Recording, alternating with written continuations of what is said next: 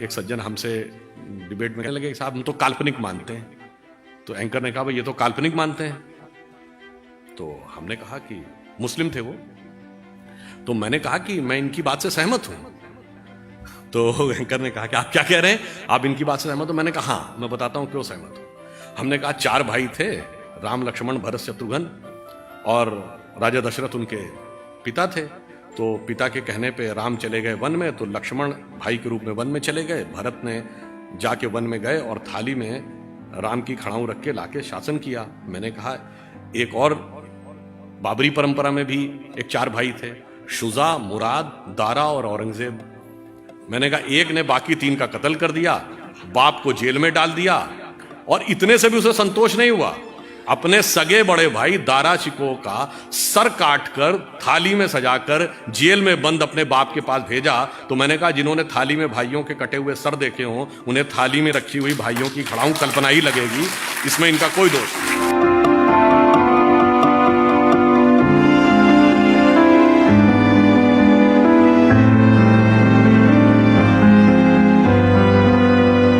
भगवान राम 4 ही भाई क्यों थे? 3 या 5 भी तो हो सकते थे। हमारे हर चीज का रीजन है। 4 भाई किस बात के प्रतीक हैं? 4 पुरुषार्थ, धर्म, अर्थ, काम, मोक्ष।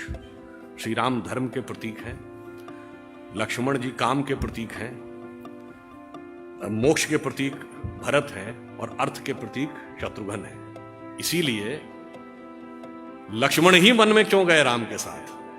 क्योंकि कामना या काम जो है सदैव धर्म के साथ संलग्न ही रहना चाहिए, उसके साथ पृथक नहीं हो सकता, तभी वो सन्मार्ग पे रहेगा। और भरत ने ही खड़ाऊ रख के शासन क्यों किया? क्योंकि मोक्ष प्राप्त करने के लिए अंतर की यात्रा करनी है, एक प्रतीक को भी सामने रख के आप वह यात्रा कर सकते हैं। और शत्रुघ्न अयोध्या में ही क्यों रहे? चूंकि अर्थ राजधानी से बाहर नहीं जा सकता, इसलिए वो वहीं पे रहेंगे। तो अगर हमें आगे बढ़ना है, तो मैं जहां से मैंने प्रारंभ किया था कि प्रबुद्ध शुद्ध भारती, तो आपने भारतीयता को समझा, समझने की क्षमता भगवान ने आपको दी है। तो हमें आगे बढ़कर क्या करना है, यह ध्यान रखना है कि आचार्य चाणक्य ने कहा था, इस राष्ट्र को उतनी क्षति दुर्जनों की दुर्जनता से नहीं हुई है जितनी सज्जनों की निष्क्रियता से हुई है।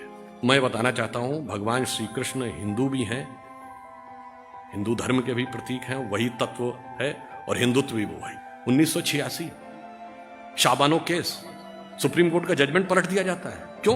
तत्कालीन भारत सरकार ये स्टैंड लेती है कि मजहबी मामला है, मजहबी मामले में कोर्ट का दखल सुई की नोक के बराबर भी नहीं होगा। अगर कुछ कह दिया तो पार्लियामेंट संशोधन करके पलट देगी।